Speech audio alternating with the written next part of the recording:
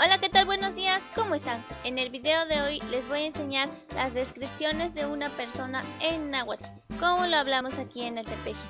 No olviden compartir este video y suscribirse a este canal. Gracias.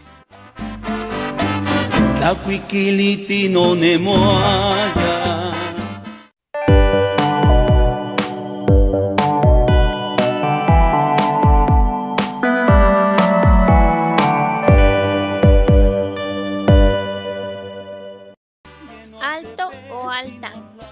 Huescapa. Huescapa.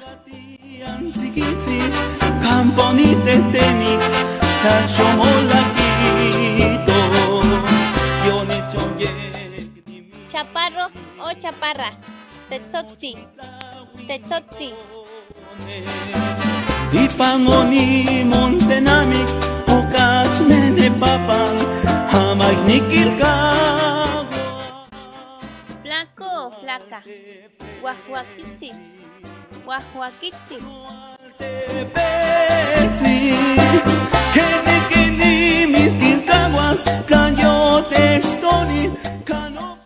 Gordo o gorda. Tomactic. Tomactic.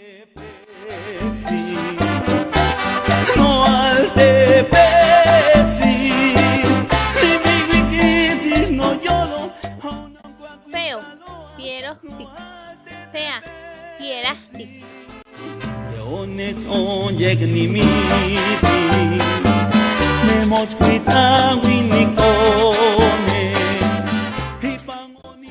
Guapo o guapa. Guajualzi. Guajualzi.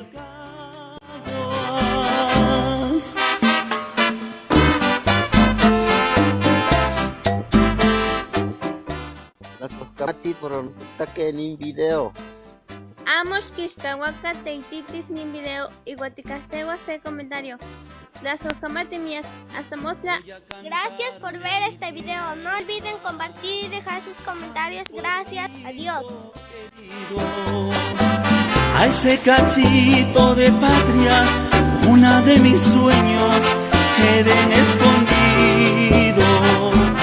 Él me forjó tantos sueños, él me cuidó cuando niño. En él gocé el primer beso y tantas otras cosas que jamás olvidé.